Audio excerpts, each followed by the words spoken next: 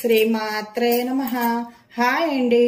ఈ రోజు వీడియో మనము 22వ తారీఖు రాముల వారి అక్షంతల పూజ ఎలా చేసుకోవాలి, అక్షంతలు ఎలా కలుపుకొని నిల్వ చేసుకోవాలనేది మనము చూద్దామండి. మనము ముందు రాముల వారి ఫోటో ఉన్నా పర్వాలేదు, విగ్రహాలు ఉన్నా పర్వాలేదండి. నా దగ్గర విగ్రహాలు ఉన్నాయి, విగ్రహాలు పెట్టుకుంటున్నాను నేను. ఇదిగో చూడండి, రాముల వారి భద్రాచలం నుంచే తెచ్చుకున్నానండి ఈ విగ్రహాలని. నేను ప్రతి సంవత్సరం వసంత నవరాత్రులకు కూడా నేను ఇలాగ పూజ చేసుకుంటానండి. ఇది చిన్న విగ్రహాలు కూడా ఉన్నాయండి, చిన్న విగ్రహాలు కూడా ఇలా పెట్టుకుంటున్నాను నేను. ఇలా పెట్టుకొని నేను పూజ చేసుకుంటానండి. దండాలు ఉన్నాయి కదండి, ఇదిగోండి మాలలో వేసుకుందాం మనం. రాముల వారికి మనము తులసి మాలలు ఉన్న తులసి మాలలు వేసుకోవచ్చండి. నేను చామంతి పువ్వులు ఉన్నాయి మా పెరట్లో, మీకు మన వీడియో కూడా తీసి నేను మీకు వీడియో పెట్టాను కదండి. ఇవి మళ్ళీ రాముల వారికి పూజ చేసుకుందామని ఇలా ఉంచేసుకున్నాను. నేను రాముల వారికి పూజ చేసుకుంటున్నానండి చామంతి పూలతోన. తులసి దళాలు అంటే చాలా మంచిదండి వేసుకుంటే.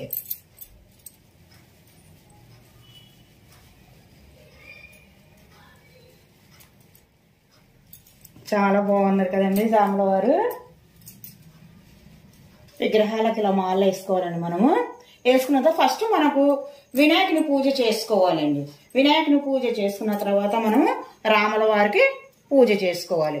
రాముల వారికి పూజ చూసుకునేటప్పుడు మంత్రము మనము శ్రీరామ రామ రామేతి రమే రామే మనోరమే సహస్రనామ తత్తుల్యం రామనామ వరానమే శ్రీరామ రామ రామేతి రమే రామే మనోరమే సహస్రనామ తత్తుల్యం రామనామ వరానమే శ్రీరామ రామ రామేతి రమే రామే మనోరమే సహస్రనామ తత్తుల్యం రామనామ వరానమే.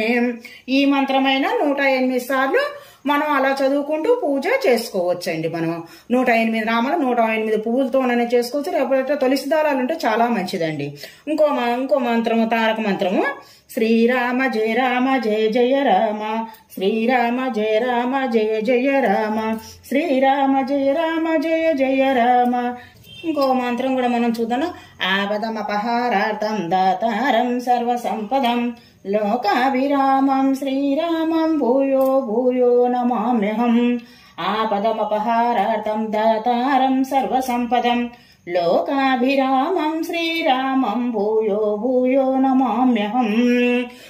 ఈ మంత్రంతోనైనా మనము చేసుకోవచ్చండి. లేదంటే విష్ణు సహస్రనామం ఉంది కదండి, 108 నామాలు ఉన్నాయి కదండి, ఆ నామాలతోనైనా కూడా 108 సార్లు 108 పువ్వులతోనే మనము ఇలాగా చేసుకోవచ్చు.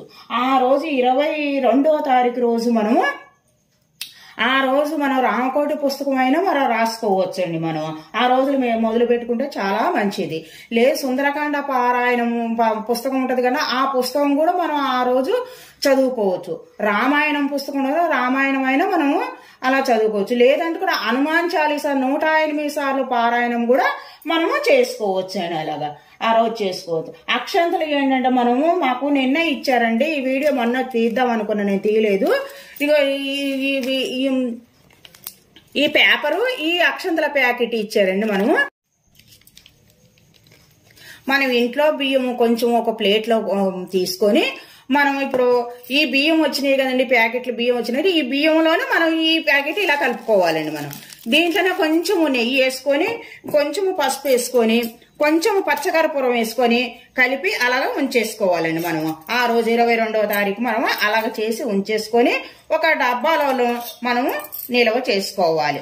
ఆ అక్షంతలని మనం ఎక్కడైనా బయటికి వెళ్ళినప్పుడు కానీ, లేదంటే శుభకార్యాలను పెళ్లిళ్ళు కానీ, లేకపోతే బర్త్డేలు కానీ, లేకపోతే పుట్టినరోజులు కానీ, మ్యారేజ్ డేలు కానీ, మనం ఏదన్నా మంచి పనికి బయటికి వెళ్తుంటాం కదండి, ఆ అక్షంతలు కొంచెం మనము తల మీద వేసుకొని మనం బయటికి ఏ కార్యక్రమానికి వెళ్ళినా కూడా ఆ పని సక్సెస్ అవుతుందని మనం ఇలా చేసుకొని ఒక డబ్బాలో చేసుకొని ఉంచుకోవాలండి. మనం ఇవి పచ్చకర్పూరం ఎందుకు కలుపుతున్నాం అంటే మనము ఈ అక్షంతలకు పురుగు పట్టకుండా ఉంటదండి ఆ పచ్చకర్పూరం కలుపుకుంటే. ఇలా కలిపేసుకొని మీరు కూడా ఒక డబ్బాలో స్టోర్ చేసుకొని ఉంచేసుకోండి. బీరువాలో కూడా పెట్టుకోవచ్చండి ఈ అక్షంతలని. ఇలాగ రాముల వారి దగ్గర ఇలా పెట్టేసుకొని మనము పూజ చేసుకోవాలండి. 22వ తారీఖు మనం ఇలా చేసుకోవాలి. మనం పూజ చేసుకున్న తర్వాత నైవేద్యము ఇంట్లో పండ్లు ఉంటే పండ్లు పెట్టుకోవచ్చు అండి, కొబ్బరికాయ కొట్టుకోవచ్చు మనం ఆ రోజు. లేదంటే మనం మారు నైవేద్యం కూడా ఆ రోజు మనం చేసుకోవచ్చు.